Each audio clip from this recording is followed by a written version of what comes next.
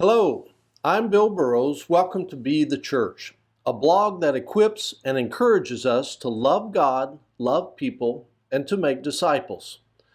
So, how do we get the leverage to accomplish those commands? We make friends, we build relationships. Conversations are needed to do that. Here's a tool that can keep us focused on becoming a friend and follower of Jesus. The points on the disciples' relational triangle represent three essential relationships to be a disciple of Jesus. If we want to experience the abundant life he offers, we must engage in conversations that build Christian friendships.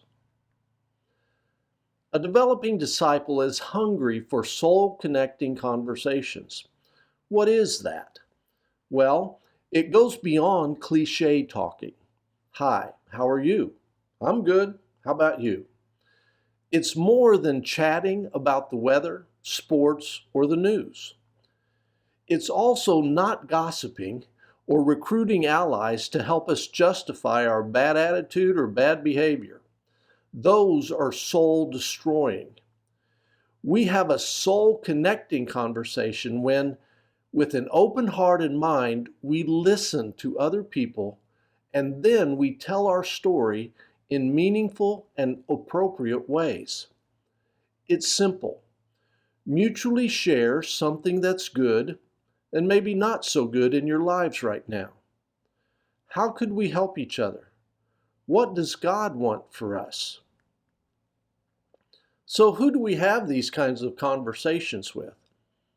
Any disciple of Jesus.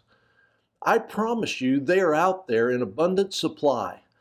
Followers and friends of Jesus are hungry for real, grace-filled, love of God-based friendships. But remember, in training to be the church, we are opposed by the world, the flesh, and the devil. These enemies are doing everything they can to distract, entice, and confuse us. They don't want us to engage in powerful relationships. Let's stand our ground and connect with other disciples. We can have soul-connecting conversations with non-believers. In the Great Commission, remember, Jesus commands us to make disciples. The best way to do that is to play, story, and eat with people. We'll be more specific about that in later blogs. But briefly, storying is initiating spirit-led dialogues where we listen to understand. We ask respectfully curious questions until they believe they've been heard. Then we can share our story with gentleness and patience. This is a loving process that could take years of simple soul connections, or sometimes God's timing is quicker. All this begins and ends with a daily life-giving conversation with Jesus.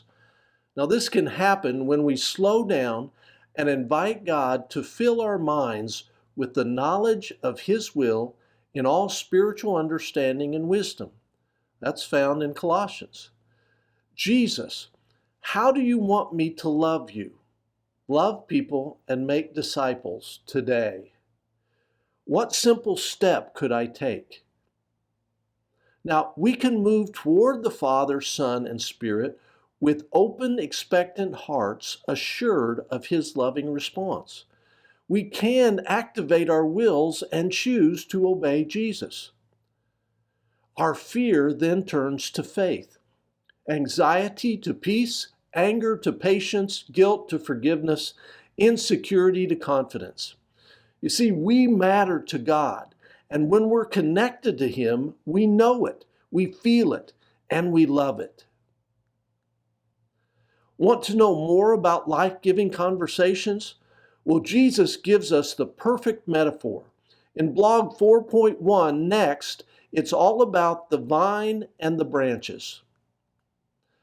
To join our community and keep up to date, follow us at Play Story Eat on Facebook, Instagram, and Twitter.